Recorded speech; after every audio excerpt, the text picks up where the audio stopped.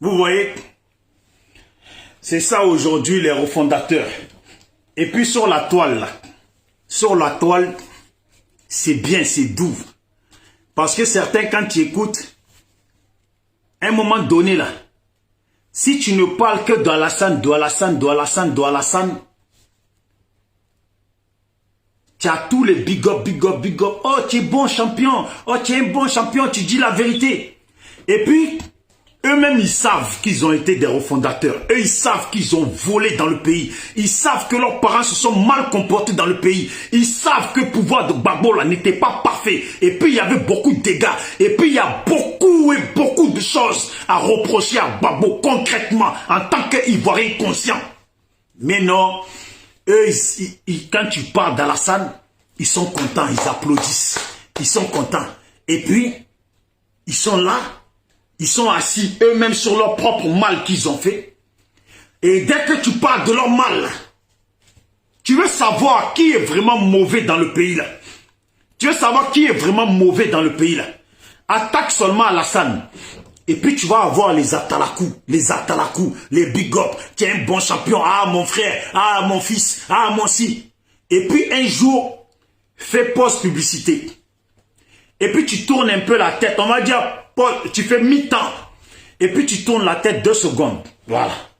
Et puis là, tu commences à dire, hein, pouvoir de Gbagbo là, les gens se sont amusés avec l'argent. Dis juste cette phrase-là. Et puis tu bloques, tu mets encore mi-temps. Regarde les commentaires qui arrivent après. Tu vas voir de quel côté sont les plus aigris de la Côte d'Ivoire et les plus mauvais. Où sont les plus... Et moi, je dis ça, là, ce que je dis là, c'est pas faux. Hein? Vous qui suivez mes vidéos, regardez les vidéos dans lesquelles où j'ai parlé de Gbagbo. Et puis, regardez les commentaires, regardez les noms. Des Serge, les Nanani et Nanana. Et puis, tu vas pas voir un seul nom Djoula dedans en train de parler mal. Et puis, même parfois, tu peux trouver... Et tu attaques Alassane. Et bien, tu as des Djoula, tu as des noms Djoula qui vont... t'insulter, et puis tu as des noms Djoula, qui vont t'applaudir. Voilà. Parce que parmi eux là, il y en a aussi qui détestent Alassane. Et puis ils vont te faire savoir pourquoi tu insultes Alassane, et puis il y en a qui l'apprécient. Tu comprends? Qui vont t'insulter. C'est du vice-versa. Mais quand tu te retournes, toi-même tu es Dida. Toi-même, vous vous imaginez, moi-même je suis Dida. Les gens de ma famille là, hein, étaient dans la politique de Gbagbo là. Et puis moi-même, j'ai rien mangé avec eux. Et puis moi, je dis que je suis un jeune Ivoirien, je veux la paix dans mon pays. Pour ça là, il faut dénoncer toutes les choses qui sont pas bonnes. Et puis moi, je dénonce le pouvoir de Gbagbo. Mais quand je dénonce le pouvoir de Gbagbo là, c'est comme si moi aussi là, je dénonce mon oncle. Et puis les voilà les gens qui t'insultent, et puis ils veulent ta mort. Et après, ils veulent te faire croire que c'est Alassane qui est mauvais. Non, c'est vous, vous êtes mauvais. C'est vous, vous êtes mauvais. Histoire de refondateur, là. Dieu me tue si ce n'est pas une vérité qui a existé en Côte d'Ivoire. Histoire de refondateur, là. Que Dieu me tue si ce n'est pas une vérité qui a existé en Côte d'Ivoire. Histoire de les gens payer des voitures à des petites filles et passer devant nos parents, passer devant les habitants de Côte d'Ivoire et bouffer l'argent. Que Dieu me tue si ce n'est pas une vérité qui a existé en Côte d'Ivoire.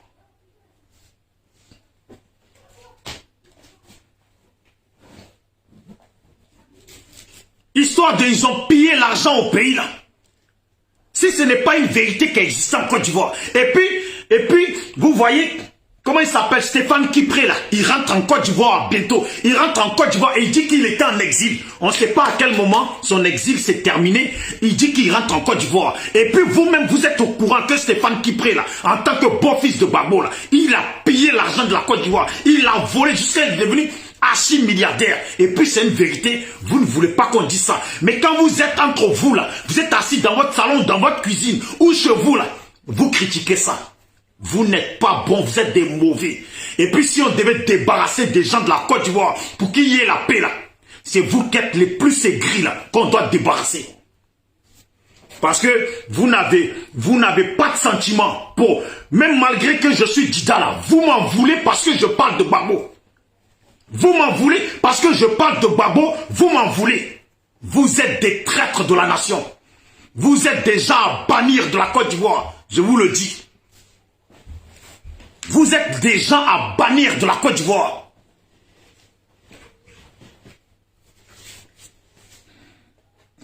C'est la vérité, hein? C'est la vérité. Et puis vous êtes mauvais. Parce que comme je l'ai dit hier, il n'y a pas un seul baoulé dans le pays. Il n'y a pas un seul Agni, Bété, Dida, Atie, Wabé, Gouro, Sénoufo, Tagbana, tout ça là. Et même je laisse tomber ceux du Nord. Mais il n'y a pas un seul Bété, Dida, Atie, Wabé, Gouro, Sénoufo, Ébrié, etc. là, qui ne sait pas. Et au fond de vous, vos ancêtres vous voient, vos parents vous voient dans le mensonge, que le mensonge vous emporte dans la mort si vous mentez. Parce que vous là, vous êtes très bien au courant de tant de babos là. Comment les gens se sont amusés dans le pays là. Comment les gens ont négligé la politique. On dirait que ce n'étaient même pas des politiciens. Parce qu'ils étaient devenus des boucantiers, des amuseurs, des gens de boîte de nuit, des gens de petites filles, des gens de la rue Princesse, des gens de trucs. Vous là, à un moment donné là, reconnaissez-le parce que vous le dites quand vous êtes chez vous. Et puis Dieu vous voit, et puis vos parents vous voient, vos ancêtres vous voient. Si vous mentez, que vos ancêtres vous emportent cette année.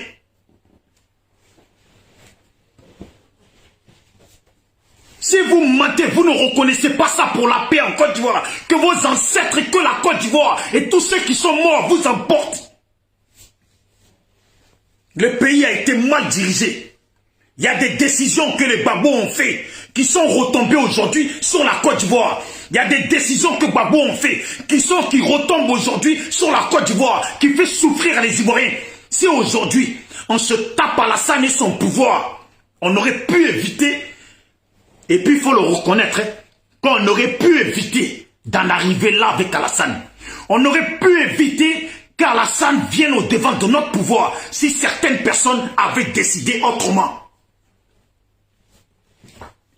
On aurait pu éviter qu'Alassane ne devienne jamais président de la Côte d'Ivoire. Et puis vous le savez très bien. Et je n'ai pas besoin de rentrer dans les détails parce que vous savez très bien ce qu'on aurait pu faire pour que Alassane n'arrive jamais au pouvoir de la Côte d'Ivoire.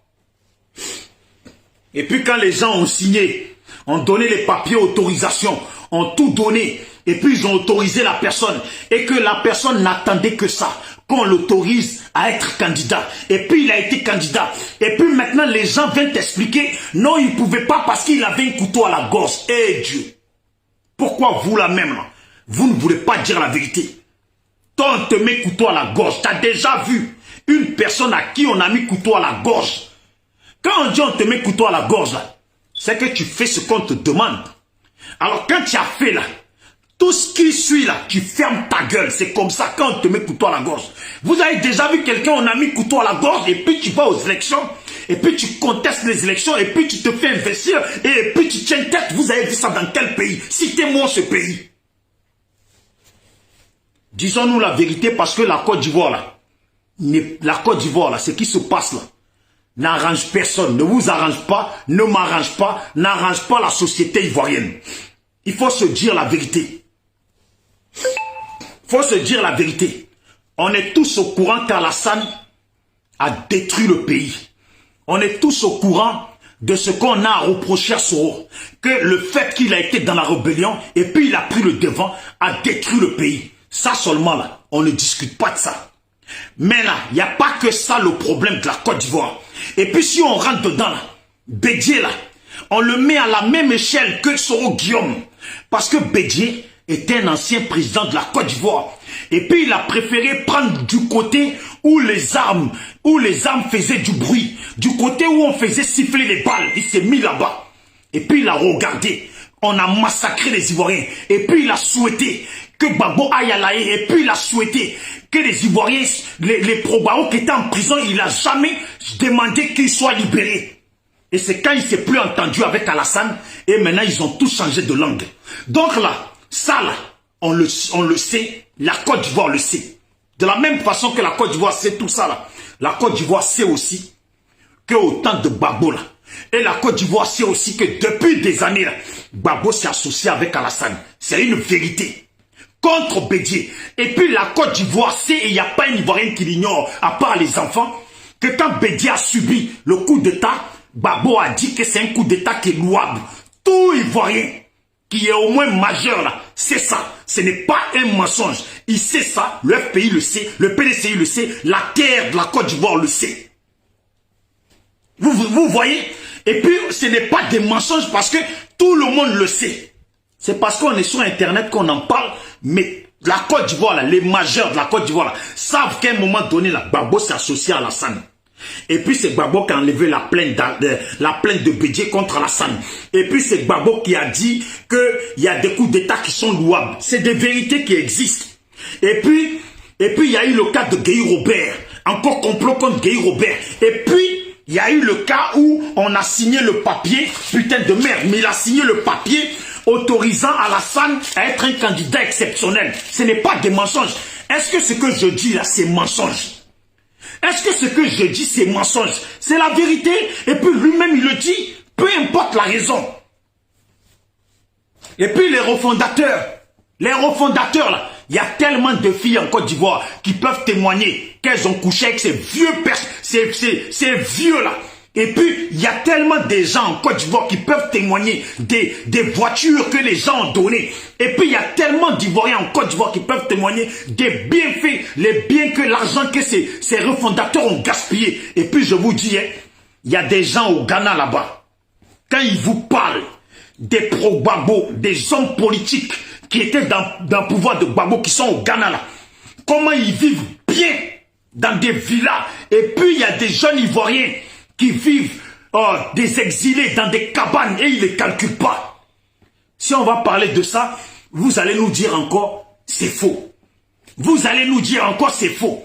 Et puis on va demander que, dommage que je ne suis pas connecté sur le bon Facebook. Parce que je vais vous montrer les photos de comment vivent les Ivoiriens qui sont au Ghana, qui sont exilés au Ghana. Et puis on va vous montrer comment vivent les politiciens de politique de Gbagbo là, au Ghana. Et puis là, vous allez nous expliquer, pour des gens qui sont exilés, qui ont fui le pays, d'après vous, les mains vides, comment ils vivent dans des villas bien propres, il manque de rien au Ghana. Quand on parle de ça, non, c'est problème. On ne va pas passer notre temps à cracher sur Alassane, Parce qu'Alassane, on sait, et nous on sait ce qu'il a apporté dans le pays. On sait comment il a détruit notre pays. Mais le problème, là, c'est ceux qui devaient nous sécuriser et qui ont négligé le pouvoir. Et à cause d'eux, il y a eu plus de 10 000 morts en Côte d'Ivoire. Et puis à cause d'eux, on est là en train de lutter. Vous voyez, on est là en train de lutter. Et puis il y a surprise dans la vie. Il y a surprise dans la vie, comme je l'ai déjà dit. Et je parlais avec une sœur. J'ai dit, Gbagbo, vous parlez là. Il se peut même, et je le dis bien, il se peut que Gbagbo rentre dans le pays et puis il reste dans son coin comme Bédié et puis il cherche à parler de paix. Allons-y à la paix, pour le bien de la Côte d'Ivoire. Et puis vous tous, vous savez très bien que cette parole-là, s'il l'a dit là, elle avait été déjà dite en 2002. Et puis les gens, ils ont fait croire qu'ils allaient à la paix. Et on a vu le résultat en 2010. Et puis il va venir vous dire allons à la paix pour le bien du pays. Et puis on se rend compte qu'en 2002, lui il avait demandé à ce que les gens déposent les armes. Et ils n'ont jamais déposé les armes. Il a choisi d'aller à la paix. Et puis ils ont niqué, ils ont gâché le pays. Et puis ces mêmes personnes, ils sont redoublés de nombre. Et ils sont archi-armés. Et puis il va dire, venez on va à la paix. Et puis, on va se dire, oh on va à la paix. Et après, on va se dire, le pays, ça va, ça y est maintenant, on gouverne tous ensemble le pays. Jamais de la vie. Jamais de la vie, et vous connaissez cette réalité. Et puis, si vous voulez, là, souvent, là, il faut suivre de près les vidéomans gore. Écoutez leurs vidéos deux fois quand ils parlent. Certains, ou les vidéomans pro-Gbagbo, ceux qui se disent pro-Gbagbo, qui sont pas trop extrêmes. Souvent suivez les vidéos des pro-Gbagbo et Écoutez bien. Parce qu'il y en a qui disent, oui, en 2025, si Gbagbo se présente, Gbagbo gagne. Est-ce que vous savez que 2 fois ça, là, c'est un message? Est-ce que vous-même, vous savez que 2 fois ça, là, c'est un message? En 2025, Gbagbo gagne. Ce qui veut dire, si Gbagbo rentre maintenant au pays, là, hein, c'est de parler de paix, et puis Alassane, il reste au pouvoir jusqu'en 2025. Et après, en 2025, on essaiera de vivre au bon vouloir et à la bonne décision d'Alassane, de voir comment il va gérer le pays et à qui il va donner le pouvoir. Quand eux, ils disent, Gbagbo va gagner en 2025, je vous explique bien. Ça veut dire, c'est des messages qu'ils passent. Hein. Ça veut dire que Gbagbo va rentrer là. C'est de parler de paix. Et puis, le pays il est divisé comme ça. Le pays est dans la merde. Tout le monde est traumatisé. Et puis, Gbagbo, il touche son argent. Parce que l'argent que Gbagbo va toucher là, c'est même pas amusement. Gbagbo, il touche son argent. Et puis, il est dans sa vie tranquille. Et les gens sont là. Et Alassane continuera toujours à mettre les gens en prison. À empêcher les Ivoiriens de parler. Et puis, tout le monde attend 2025. Et puis tout le monde attend 2025. Et puis en 2025, voilà encore, parce que comme on dit, qui ne change jamais sa façon de s'asseoir, qui ne change jamais la façon de s'asseoir. Et puis en 2025, on refait face à tout ce que on a déjà fait face et qu'on a perdu des gens de nos familles, parce que Gbagbo sera présent dans le pays, et puis c'est pas lui qui a les armes, et puis voilà 2025, on est maintenant à 2025, et après, on va penser maintenant à 2030. C'est ça. Écoutez bien les pro-Gbagbo. Moi, là, sur la toile, là, j'aime pas regarder les vidéos des gens. Mais quand on m'envoie, là, je me dis, on m'a envoyé pour une raison. J'écoute vite fait. Et puis, si je cible la chose qui m'intéresse, je m'arrête là. Les pro-Gbagbo, là, ils sont pleins de 2025. Actuellement, là, dans leur bouche, là. C'est que du 2025, 2025, 2025. Ça veut dire quoi? Eux qui font vidéo pour Gbagbo là. Suivez-les de près. Ils disent 2025, 2025. Et pourtant, ces gens-là nous ont promis que si Gbagbo rentrait au pays là, eux, ils allaient installer Gbagbo au pouvoir. Que si Gbagbo rentrait là, eux, ils allaient dégager Alassane. Ça fait 10 ans qu'on entend ça. Que si Gbagbo rentre là, eux, ils vont dégager Alassane. Parce que c'est Gbagbo qui avait gagné les élections. Ils vont installer Gbagbo. Et puis, Alassane va dégager. Mais maintenant, ils sont en train de parler de 2025, 2025, 2025. Donc, Gbagbo va rentrer. Et puis, Alassane va être au pouvoir. Gbagbo va s'asseoir. Et vous attendez 2025. Donc, Gbagbo sera candidat à 81 ans ou 82 ans. En 2025. Comme s'il n'y a plus, comme s'il n'y a personne en Côte d'Ivoire. Et puis, quand tu les écoutes, les pro-Gbagbo, là, après Gbagbo, tu peux tuer tout le monde dans le pays tant que tu laisses Gbagbo. Les pro-Gbagbo, là, pour eux, là, tu peux tuer tout le monde dans le pays sans que tu laisses Gbagbo. Tant que tu laisses Gbagbo, c'est Gbagbo. C'est à lui la Côte d'Ivoire. Et puis, comme eux, ils sont derrière Gbagbo, donc comme la Côte d'Ivoire est à Gbagbo, eh ben, c'est à eux aussi les pro-Gbagbo. Si toi, tu ne parles pas de Gbagbo, tu peux mourir. Disons-nous la vérité. Nous, le SLPG, seul le peuple gagne. Hein? Moi, je ne suis pas là. SLPG, seul le peuple gagne. On n'est pas là pour lécher les bottes. C'est vrai hein, que Alassane est venu avec des rebelles. Mais Dieu nous voit et nos ancêtres nous voient. Que histoire qu'Alassane devienne président de la Côte d'Ivoire, là. Il y avait tellement de solutions pour éviter qu'Alassane devienne président de la Côte d'Ivoire. La solution, là, c'était de ne jamais autoriser Alassane à participer à la vie politique de la Côte d'Ivoire. Et puis, c'est une autre option, là. C'était de jamais enlever la plainte et de poursuivre toujours Alassane. Et il ne serait jamais rentré dans le pays avec sa femme. Il y avait tellement de raisons pour ne pas qu'Alassane devienne président de la Côte d'Ivoire que aujourd'hui on est là et les gens ils sont là, ils ont honte et dans la honte ils veulent tout rejeter. Je vous jure que vous les pro-Gbagbo là, vous savez que la plupart des choses que j'ai dit là, c'est vrai. Même toi-même qui as écrit mauvais commentaire là, ce que j'ai dit là, c'est vrai. Quand je vais finir ma vidéo là, dans ta tête là, tout ce que j'ai dit là, ça va trotter dedans. Et puis tu sais que c'est vrai. Si tu as vécu en Côte d'Ivoire au temps de pouvoir de Gbagbo, tous ceux qui ont vécu en Côte d'Ivoire au temps de pouvoir de Gbagbo, il n'y a pas un seul qui va nier que histoire de refondateurs qui s'amusaient dans le pays avec des filles, des petites filles qui gaspillaient l'argent dans le pays là. Il n'y a pas une seule personne qui a vécu en Côte d'Ivoire qui va dire que c'est faux. Oui, la championne, Martaba, c'est moi qui demande ce qu'on fait. Tu vois, moi là, si aujourd'hui, on s'est mis à parler même mal d'Alassane, c'est à cause de Gbagbo. Et puis, toi, Martaba, comme beaucoup d'autres, et même des gens qui sont au pays, hein, ont tellement cru au retour de Gbagbo et au départ d'Alassane.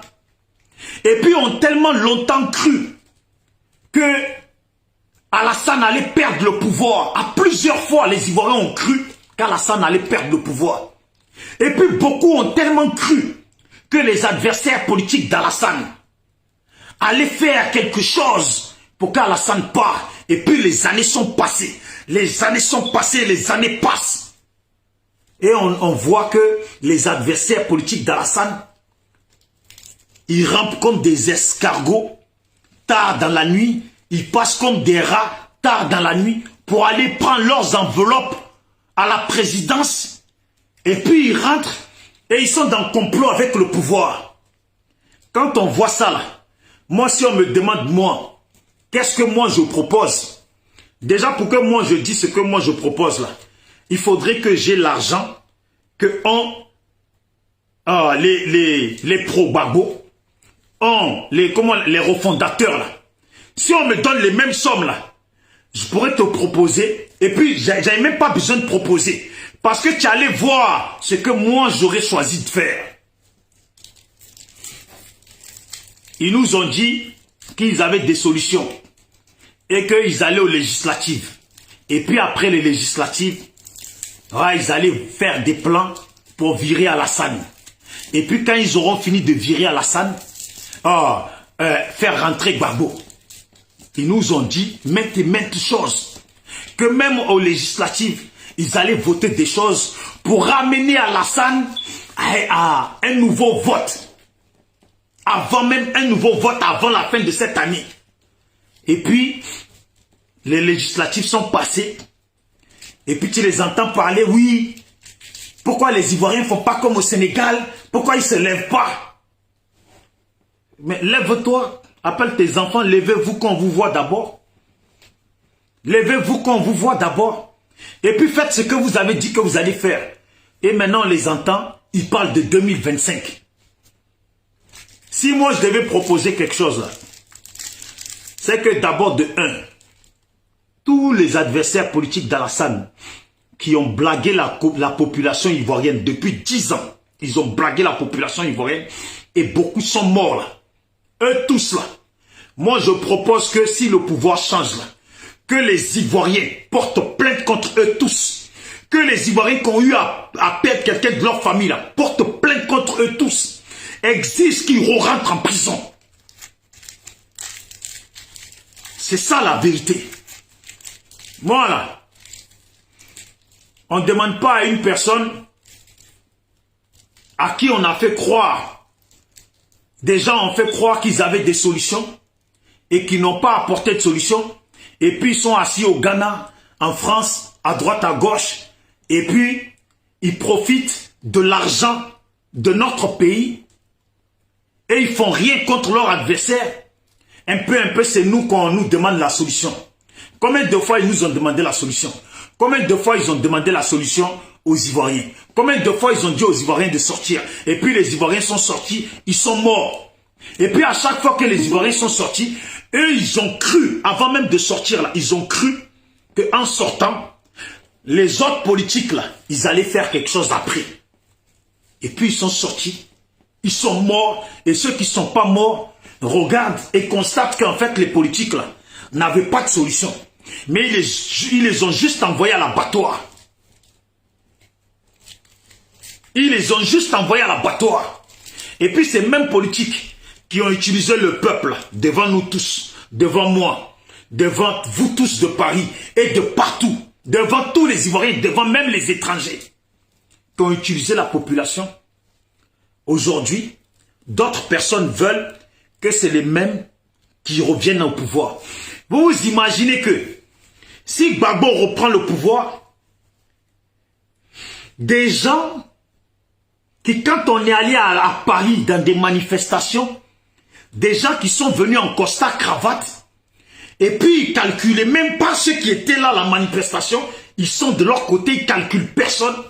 Et puis eux, ils étaient des anciens du pouvoir de Gbagbo, ils sont assis en France, ils manquent de rien, ils vivent de l'argent du pays, et puis ils viennent dans les manifestations, ils ne nous calculent pas, ils se prennent pour des boss, même en exil d'après, ils se prennent pour des boss.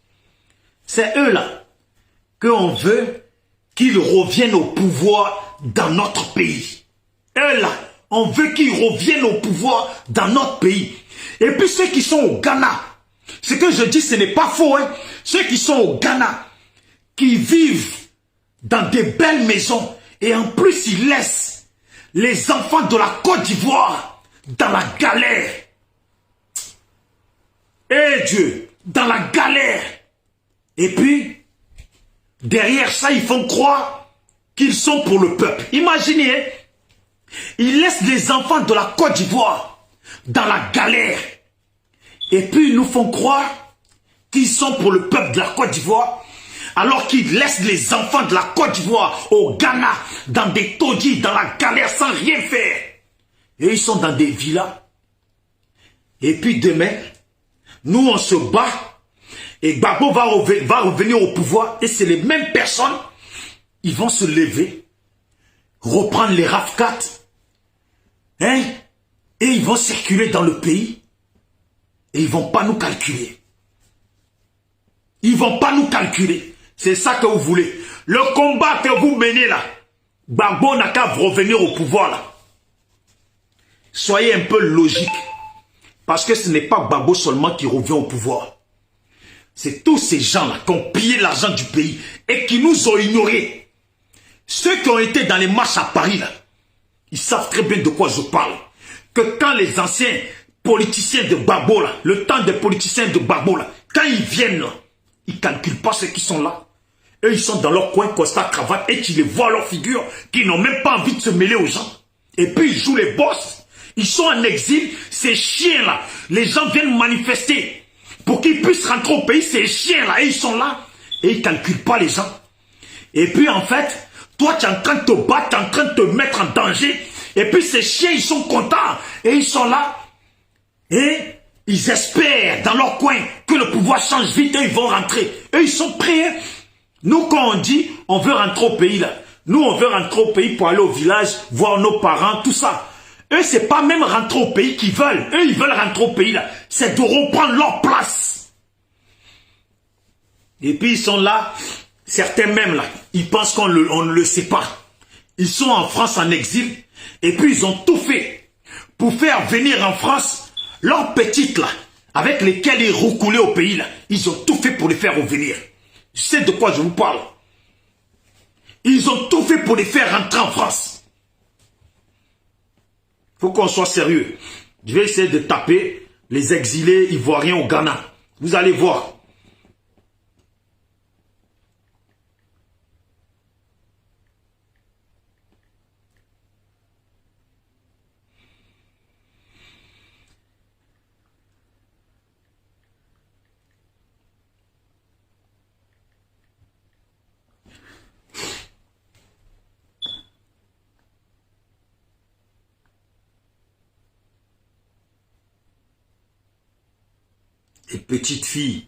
Des petites filles, hein, des petites filles qui vivent dans la galère là-bas au Ghana.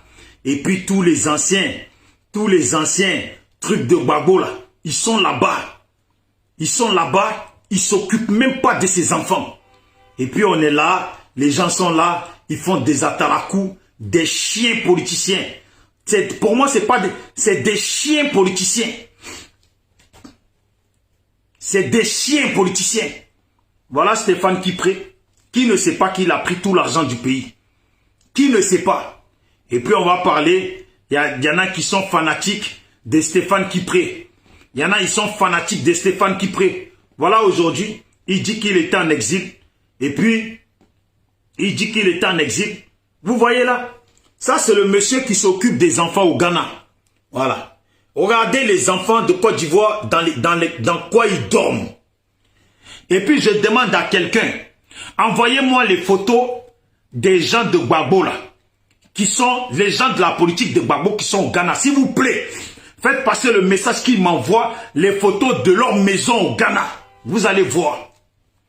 Parce que comme, vous savez, Facebook nous bloque tellement. Facebook nous bloque tellement que après, on perd tout. Olivier Bella, voilà. Attendez, hein. Olivier Bella, il s'appelle, lui qui s'occupe des enfants là-bas. Et puis, à un moment, il est tombé malade. Il n'y avait personne pour l'aider. Il n'y avait personne pour l'aider. Cherchez les vidéos, les enfants, parce que il m'en avait ramené tant, plein comme ça. Voilà. Voilà dans quoi vivent les exilés ivoiriens au Ghana. Voilà. C'est comme ça. C'est dans ça qu'ils vivent. Les exilés ivoiriens au Ghana, là. C'est dans ça qu'ils vivent. Et puis, vous avez vu les vidéos quand les filles de Gbagbo étaient au Ghana, quand elles faisaient atarakou pour leur frère, pour leur père, là. Vous avez vu la maison. Et puis, on peut même dire oui, c'est les enfants de président. Ok, ça encore, ça passe. Mais les ministres de Gbagbo, là, qui sont au Ghana, là, je demande à quelqu'un de m'envoyer les photos de leur maison. Et puis, je vais vous montrer dans quoi ils vivent. Et puis, voilà comment ils laissent les autres vivre. Et on dit, ouais, nanani, nanana. Nanani, nanana. Nanani, nanana. C'est la vérité. Et eux, ils vont revenir au pays. Ils vont s'engraisser. On va débloquer leur compte. Et puis, ils vont prendre l'argent. Et puis, dans leur compte, là, tout l'argent qui est sur leur compte, là, tu vas voir, là, s'il y a 2 milliards, là, ce qui leur appartient vraiment, vraiment, là, hein, c'est peut-être 50 millions sur son compte. 50 millions qui lui appartiennent vraiment, vraiment, hein, ou peut-être même 20 millions qui lui appartiennent vraiment, vraiment. Tous les autres, là, c'est que l'argent de la sueur, la souffrance de nos familles, nos parents. Tellement ça m'énerve. Il faut être conscient du combat qui est mené. Il faut être conscient du combat qui est mené. Voilà pourquoi quand les gens ils disent on veut plus que Gbagbo vienne au pouvoir là. On veut plus que Gbagbo vienne au pouvoir là. Il y en a, ils sont aigris. Pourquoi tu dis ça? Pourquoi tu dis ça? Pourquoi tu veux pas que Gbagbo il revienne? Gbagbo il faut qu'il revienne. Vous savez pourquoi ils disent ça?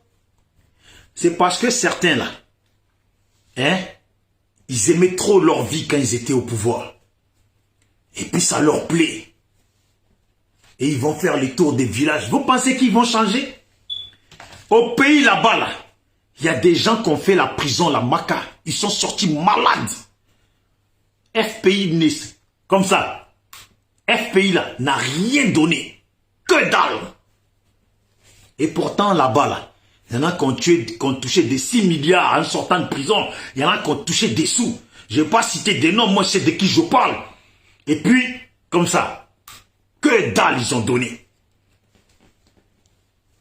Que dalle. Voilà les exilés. Voilà les exilés au Ghana. Voilà. Voilà. Voilà. Voilà les exilés au Ghana. Hein? Tout le monde n'est pas exilé pareil. Hein? Tout le monde n'est pas exilé pareil au Ghana. Voilà dans quoi ils dorment les Ivoiriens. Voilà. Et puis, leur pays là. Leur pays est devenu pays des autres. Tout ça pourquoi? Si on a perdu notre pays là, c'est de la faute uniquement du pouvoir de Gbagbo. Et puis je le dis parce que je ne suis pas le seul à le dire. Et puis même ses propres parents bêtés là sont les premiers à le dire. Et puis tous ceux qui jouent les gars là sont aussi les premiers à le dire. Et puis c'est la Côte d'Ivoire qui le dit. S'il avait été un peu sévère au pays, et puis s'il avait bien attaché son pouvoir du pays, et puis s'il avait gouverné comme un vrai président, sans faire du laisser-aller là. on n'aurait pas perdu notre pays. C'est la vérité. Ça vous plaît, ça vous plaît pas. Ce que je dis là. Hein? Faites circuler la vidéo. Il y a beaucoup d'Ivoiriens là qui pensent ça, qui le disent et qui le disent chaque jour. Et puis les gars, les extrémistes, ou pro-Gbagbo simple, ou pro-Gbagbo je ne sais pas comment, ou pour FPI je ne sais pas comment là. Ils pensent la même chose et ils disent la même chose et ils le disent. Si en commentaire là, tu n'as pas envie que quelqu'un voit ton nom et puis la personne voit que là, à telle minute, j'étais en train de parler de Gbagbo et puis tu as raison mon frère. Pas certains là, vous savez vidéo là, nous on a l'habitude. Il y a des gens là, ils sont sur ta vidéo, hein, ce que tu dis là, ils savent très bien que c'est la vérité. Et puis, avant d'écrire le commentaire, lui, il se dit, eh ouais, mais les gens vont voir mon commentaire. Alors, eux d'écrire, c'est vrai. Mon frère ou ma soeur, ce que je te conseille là, quand tu sais que c'est vrai là, n'écris rien, c'est mieux. Voilà. Parce que, comme aussi, ils ont envie d'écrire quelque chose parce que leur doigt les démange là. Ils vont t'écrire, tu dis rien de bon, tu dis n'importe quoi. Et puis tu dis, et puis qu'est-ce que tu racontes? Et puis tu perds la tête, tu es devenu un cinglé, et puis truc. Et quand il a fini d'écrire que tu es cinglé là, lui-même à son âme et conscience, il sait que ce que tu viens de dire là, c'est la vérité. Alors en réalité là, c'est lui-même qui est cinglé. Bon, on se tient, portez-vous bien. Ah, sachant que le président Laurent Gbagbo, le dos au mur. Sachant que le président Laurent Gbagbo, le dos au mur. Bon, tu me diras quel mur. Tu me diras quel mur.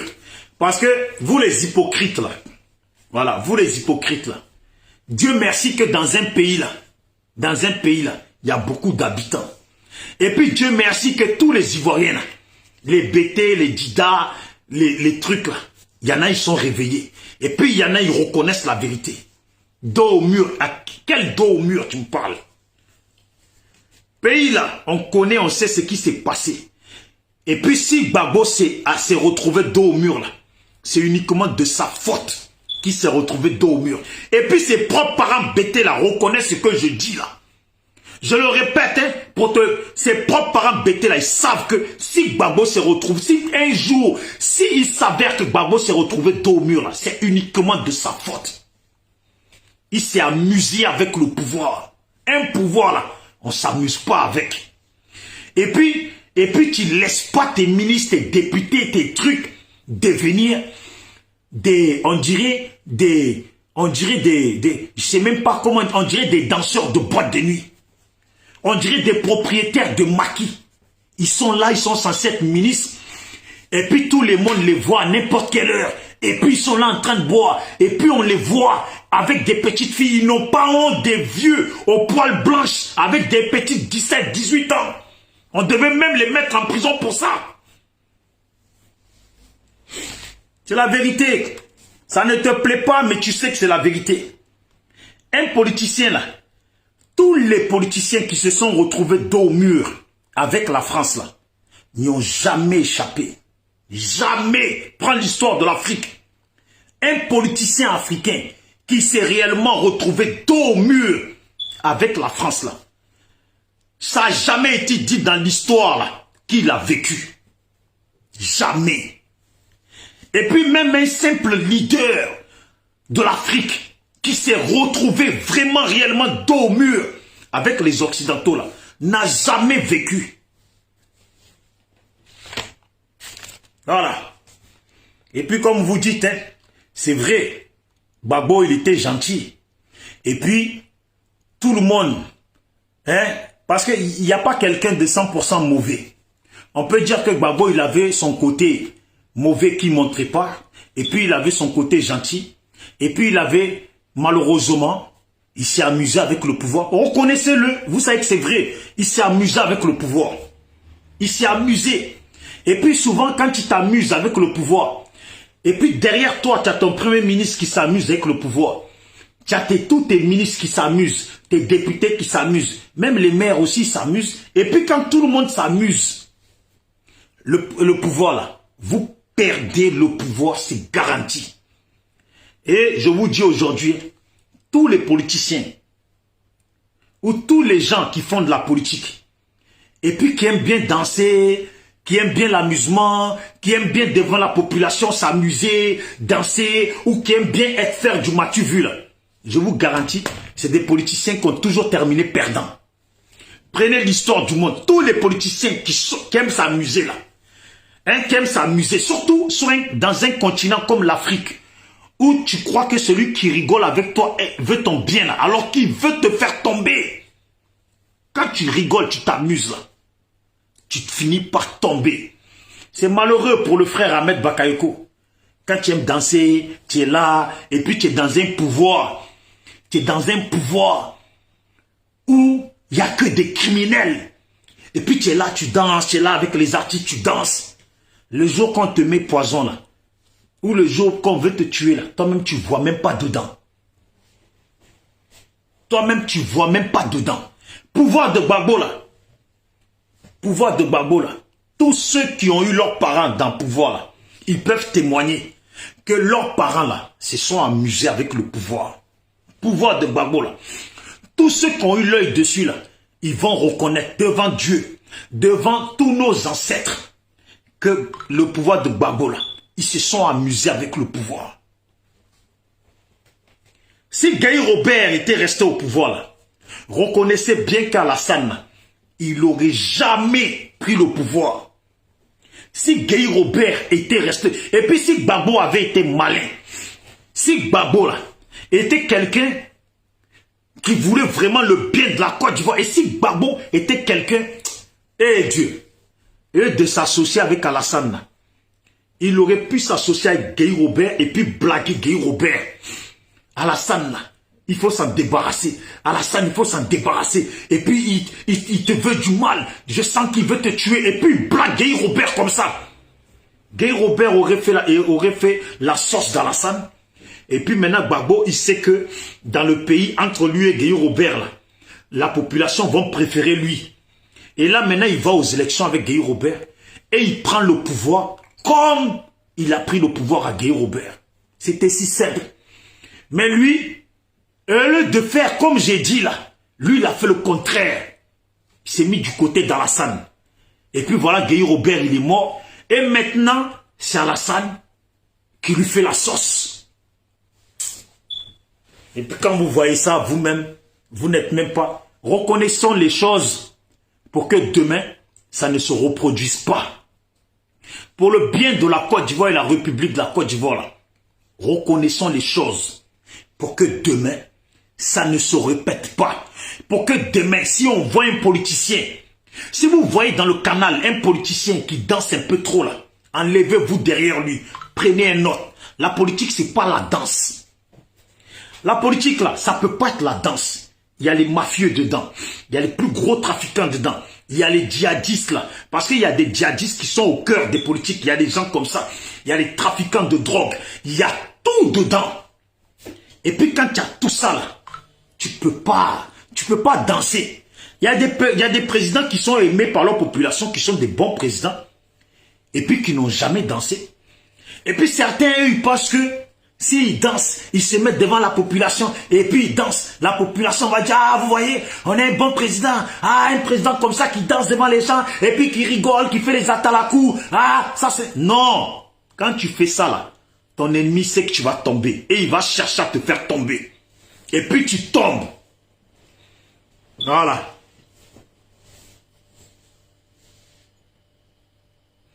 Oui, bon, Didi Falcao. Ah, ça c'est le nom de Falcao. Un bon joueur de foot, ça. Bon, moi je vais m'arrêter. On apprendra de nos erreurs. Mais pourquoi j'insiste dessus, comme tu le dis? Parce que j'ai pas l'impression qu'on a appris quelque chose de nos erreurs. Et je n'ai pas l'impression, quand je vois les comportements des pro-Gbagbo, qui n'est pas un comportement des gens réveillés sur les défauts qu'il y a eu au pays, qui nous a mis dans cette situation dans laquelle nous nous retrouvons tous là. Je n'ai pas l'impression qu'il y a une prise de conscience dessus. Parce que leur comportement là ne montre seulement un comportement des gens qui veulent que c'est le leur qui vienne au pouvoir parce que eux ils se voient en train de devenir quelqu'un ou quelque chose dans le pays. Quand tu ne vois que ça là, tu arrives là, tu redeviens perdant. Et puis quand tu vois les pro-Gbagbo là, tu te dis, putain, façon eux là, ils disent il faut que Gbagbo vienne, Gbagbo vienne là. Est-ce que ces gens là, si quelqu'un d'autre prend le pouvoir là, est-ce qu'ils ne vont pas mettre les bâtons dans les roues à la personne, alors que la personne n'a rien à voir dans les problèmes du pays? C'est comme ça. Apprenons de nos erreurs et avançons. Et juste, quand un frère fait une vidéo, quand une soeur fait une vidéo, je vous demande pardon. L'histoire de la Côte d'Ivoire, là, vous êtes des majeurs et puis vous la connaissez. Et puis vous la connaissez. Et puis les politiques des gens, des partis politiques que vous défendez, eux-mêmes sont les premiers à connaître l'histoire dont parlent les vidéomans ou dont parlent les gens. S'il vous plaît, quand quelqu'un, même s'il n'est pas dans le bord politique, dans le même bord politique que vous, au moins s'il dit quelque chose que vous savez que c'est vrai là, comme tu le dis Djidji Falcao, il faut le reconnaître et puis apprendre des erreurs. Voilà, il faut le reconnaître et puis apprendre des erreurs. Moi là, je n'ai rien à demander au pro-Ado. Parce que nous, notre option, c'est que Ado quitte le pouvoir. Mais quand j'écoute et que j'étends l'oreille et que j'ouvre mes yeux, et quand j'entends les gens en train de se projeter déjà en 2025 là, j'ai plutôt l'impression que Ado va garder le pouvoir jusqu'en 2025. À moins que quelqu'un d'autre vienne montrer son courage à changer les choses. Sinon, le discours que j'entends des pro-Gbagbo, des Blé Goudé, allons à la paix, rassemblons, l'histoire c'est notre histoire, mais c'est vrai qu'on va jamais l'oublier, c'est une blessure profonde, mais essayons de l'assumer et puis allons à la paix là. Ça là, ce discours là, est un discours de gens qui disent, bon, faisons la paix, oublions ce qui s'est passé et puis avançons. Pendant que nous-mêmes on se réveille tous les jours et puis on voit que ceux qui ont tué nos parents sont là, ils sont au pouvoir et puis on va continuer à faire ce que Blé Goudé nous demande, mais on ne pourra pas parler dans le pays. Et puis Blé Goudé, lui, pourra parler, lui il est avec le pouvoir et puis il a son argent et puis il est bien. Et puis même Gbagbo, pareil, il va nous demander d'aller à la paix et puis lui il pourra vivre et puis nous on ne peut pas vivre comme on veut et puis on est là et eux comme c'est des gens politiques, il ne leur arrive rien et puis nous on est là et on vit avec les bourreaux. Ça là, si c'est ça là, c'est que, réellement là, les Ivoiriens apprenez de vos erreurs parce que vous avez fait une grande erreur d'avoir suivi le FPI et tous ces gens. Si c'est ce qu'ils vont nous demander là, c'est que les Ivoiriens, vous avez fait une grande erreur d'avoir suivi le FPI. Alors, comme dit Djidji Falcao, il faut apprendre de nos erreurs et laisser tomber ces gens de partis politiques parce que ils vont nous pousser à pleurer tous les jours, et puis à vivre avec les gens qui nous tuent, et puis à vivre avec des gens qui vont nous menacer tous les jours, et puis à vivre avec des gens à cause desquels, à 20 h, on est déjà en train de dormir, parce qu'on a peur d'être dehors. Et puis on va être dans le pays, comme il y a une femme là, une femme ivoirienne, qui est partie voir sa fille au Maroc, Maroc ou Tunisie. Sa fille est diplômée, archi diplômée, et puis elle veut travailler au pays et ils ne la prennent pas. Et puis elle a tout fait pour essayer de joindre la présidence, pour essayer de plaider pour sa fille. Et puis quand elle est arrivée là-bas, les gens lui ont dit, hein, voilà, ta fille c'est une quoi? Et puis quand elle a dit qu'elle-même là, elle est pas Djoula, et en plus on enlève le côté Djoula, elle a dit qu'elle n'est pas RHDP là. D'entrée, ils lui ont dit de partir, que eux là, c'est maintenant leur tour, c'est à leur tour de manger, c'est à leur tour. Et puis la femme, elle-même, elle a eu pitié pour elle-même et pitié pour sa fille. Et elle a tourné le dos et elle est partie. Cette femme, tout à l'heure, elle était connectée. Elle sait de quoi je parle. Toute cette situation-là, dans laquelle les Ivoiriens se retrouvent là, il y a un seul parti politique qui nous a foutu dedans. Et un leader qui nous a foutu dedans. Parce qu'il y avait tellement de solutions, tellement de situations pour qu'on n'en arrive jamais là. Et on y est. Djidji Falcao, apprenons de nos erreurs, c'est très important. Et puis ne suivons plus des politiciens comme des moutons. N'apprécions plus des politiciens comme des moutons. Les promesses sont là. Mais est-ce que c'est concrétisé? C'est ça qu'il faut voir. Et puis un bon politicien, là, avant même qu'il arrive, là, un bon politicien, avant même qu'il demande d'être président, là, c'est que derrière, là, il a fait tellement de choses avec lui-même son propre argent que tu te dis, avec tout ce qu'il a fait là, s'il arrive, il va faire. C'est comme ça un politicien. Mais nous, on a des politiciens là, à pas parler, faire à Talakou, s'amuser dans le pays là, c'est dans l'amusement là. Et ils nous ont emporté dans leur amusement, on s'est perdu dedans. C'est tout. Ciao, ciao.